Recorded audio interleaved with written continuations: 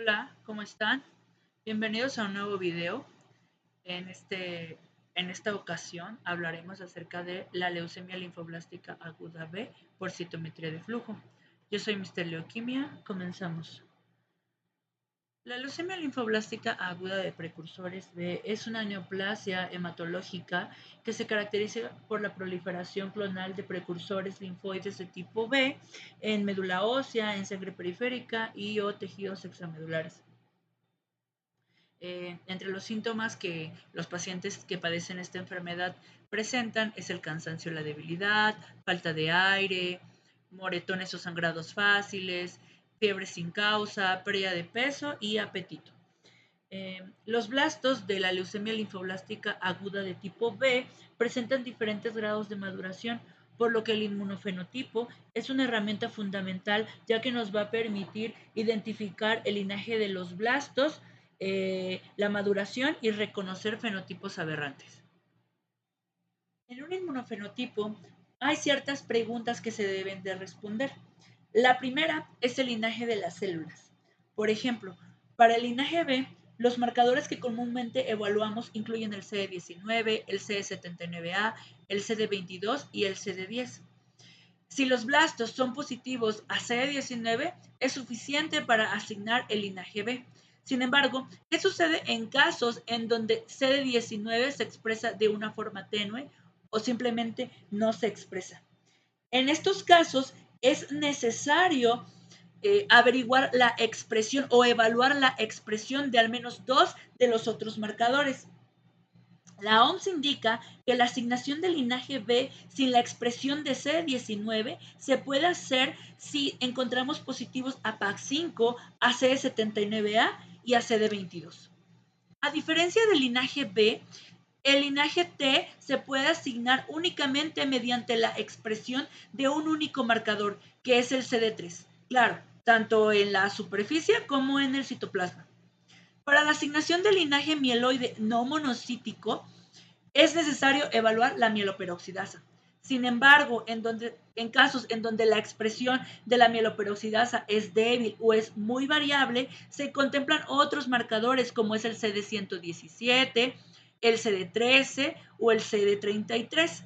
Para la diferenciación monocítica se identifica mediante la expresión de más de uno de los 5 marcadores asociados a monocitos, como es el CD11C, el CD14, el CD64, la lisocima y o la esterasa no específica. Una vez que ya se definió el linaje de las células, hay que contestar la siguiente pregunta: si hay sobreexpresión antigénica. La sobreexpresión antigénica es la expresión de un antígeno en una intensidad mayor a la esperada para una población celular determinada, y esto es en comparación a células normales de la misma línea y en la misma etapa de maduración. Por ejemplo, aquí tenemos un ejemplo, es una LLA de tipo B, que está sobreexpresando el CD10 en comparación con los precursores B normales. Lo siguiente que hay que describir es el asincronismo en la maduración.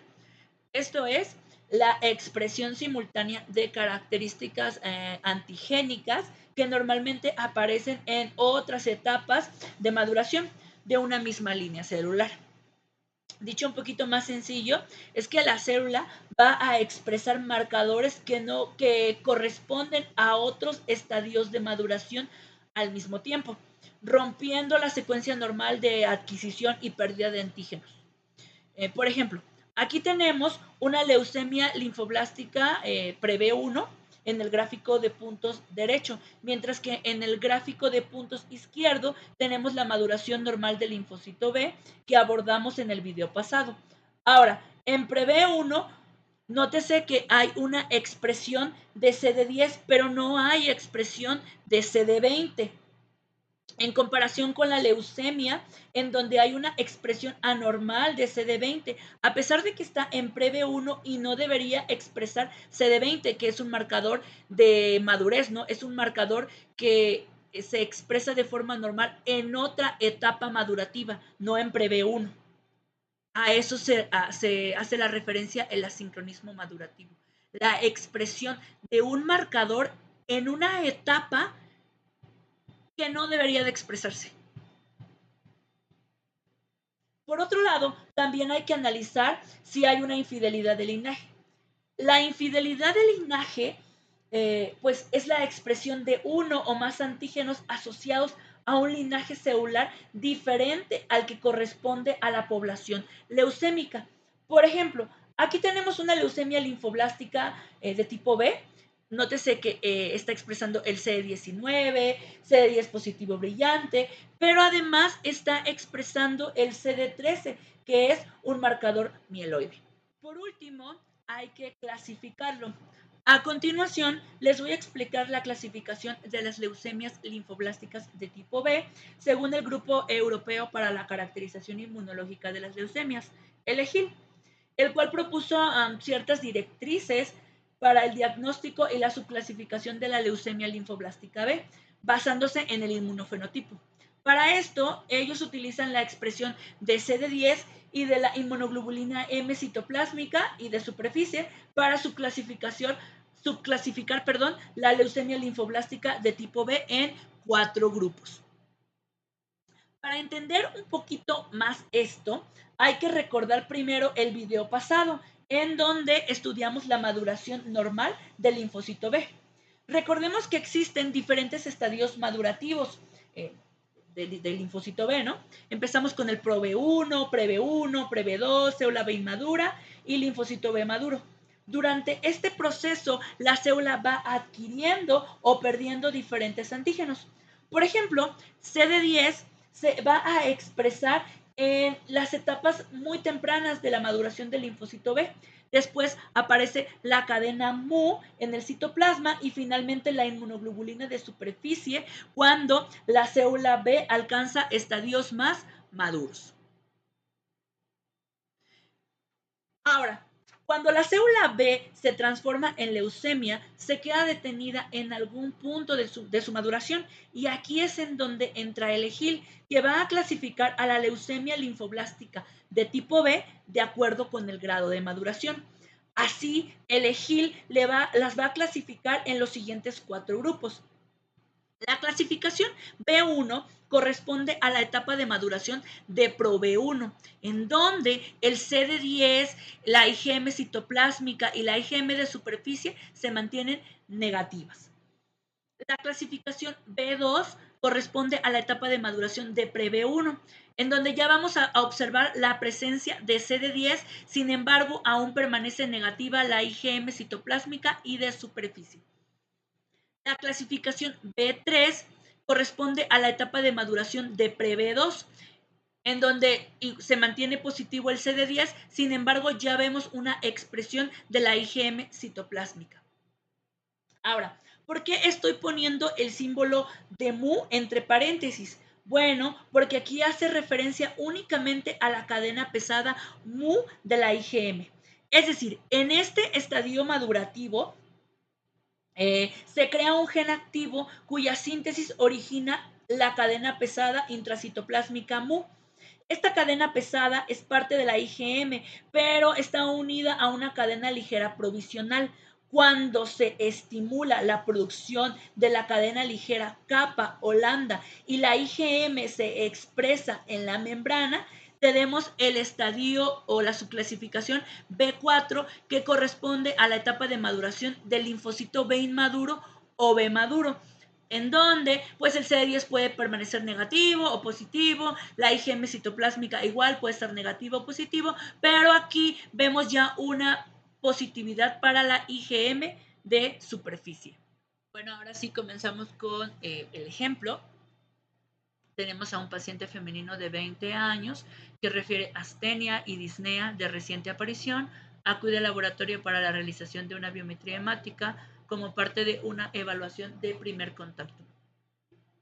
Observamos una leucocitosis de 36.890 de leucos, una anemia y una baja en las plaquetas. A la revisión microscópica observamos la presencia de una población de células de tamaño pues pequeño a mediano, escaso citoplasma, cromatina fina y la presencia de nucleolos. Se recomienda la realización de un fenotipo inmunológico. Al siguiente día nos mandan el aspirado de médula ósea, en donde observamos una muy marcada leucocitosis. Esta es la biometría de la médula ósea. Y a la revisión al microscopio observamos la presencia de esta población de células inmaduras. Comenzamos con el análisis de citometría de flujo, primeramente con este gráfico de tamaño contra tiempo, en donde pues lo único que vamos como a observar aquí es que pues se haya adquirido de una forma correcta, sin ninguna interrupción, la muestra. Después vamos a discriminar los dobletes, únicamente nos vamos a quedar con esta población aquí que vamos a llamar como sencillos, para posteriormente ya analizar en un gráfico de puntos de CD45 contra la complejidad. Y bueno, este es el gráfico de nuestro paciente. Y si lo comparamos con un gráfico de un paciente normal, observamos aquí la presencia de una población pues que está expresando el CD45 de una forma positivo tenue. O sea, ahí vemos de entrada que algo no anda bien. Aquí vemos la presencia de una población de células. Entonces necesitamos saber qué población de células es, de qué se trata. Y bueno, en este gráfico de CD45 contra la complejidad podemos más o menos nombrar algunas de las poblaciones celulares, linfocitos, monos y granulocitos, para posteriormente analizar la expresión de CD19. Y miren, aquí observamos a una mancha, una población muy grande de células que son positivas a CD19. Pues por marcaje sabemos que las células que presentan CD19 pueden ser células B y las vamos a llamar de esta forma como células B. Posteriormente vamos a evaluar la expresión de CD19 contra CD10 y vemos que hay una población positiva a CD19 y a CD10 y vemos otra población que es positiva únicamente a CD19 y es negativa para CD10. Esta población positiva a CD19 y a CD10 la vamos a llamar como precursores B, son los precursores B del paciente. Y bueno, sabemos que son 72.78% de toda la población analizada. Y bueno, también en un gráfico de CD10 contra CD20, que vengan de nuestras células B, vamos a analizar que esta población, tenemos una población que es negativa a CD10 y tiene una pérdida de CD20. Esta población van a ser nuestros linfocitos B maduros, sin embargo, pues vemos que aquí también pues tienen una expresión disminuida de CD20. Y continuamos con el análisis del resto de los marcadores y lo vamos a comparar con el patrón madurativo normal que deben de llevar las células B. Y vemos que en estos patrones madurativos que pues está irrumpiendo, ¿no? Hay un estancamiento en la maduración de las células B en nuestro paciente, en comparación pues con la maduración normal. Aquí observamos algunos de los marcadores de clasificación, por ejemplo el IgM. Nuestra población de precursores B son negativos para el IgM citoplásmico. Aquí analizamos la expresión de marcadores de tipo aberrante como el 33, el NG2, 123, el 13, el 15. Y por último, aquí tenemos como un resumen de los marcadores, a qué es positivo estos precursores B y a qué marcadores es negativo. De entrada, pues ya vemos que con la expresión de CD19, con eso le vamos a dar el linaje. Se tratan de células B. Aparte, esta población expresa marcadores de inmadurez como el CD34. El CD34 es un marcador de inmadurez, por lo que le vamos a decir que es una leucemia linfoblástica aguda de tipo B. Ahora vamos a clasificarla. Vemos que tenemos el CD10 positivo brillante y que el IgM citoplásmico es negativo. Según aquí nuestra tablita de clasificación, vemos que el fenotipo B2 presenta CD10 positivo y presenta negativo a la IgM citoplásmica. Entonces es de fenotipo común o B2. Y por último, evaluamos la expresión de marcadores de tipo aberrante y vemos que expresa ciertos marcadores aberrantes, ¿no? Entonces, la respuesta a el diagnóstico, ¿no? a este paciente es que el inmunofenotipo es compatible con una leucemia linfoblástica aguda de tipo B, de fenotipo común, B2, con expresión aberrante de los antígenos CD123, CD13 y CD66C. Bueno, esto ha sido todo por el video del día de hoy. Espero que haya sido claro. Déjenme sus comentarios si ustedes creen que faltó algo por abordar, si hay algunas dudas. Sí, pues si tienen dudas, pueden escribirme o seguirme a mis redes sociales.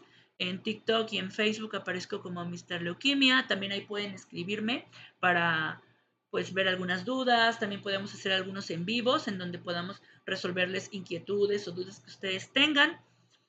Pues nos vemos en el siguiente video. Bendiciones del Altísimo. Cuídense.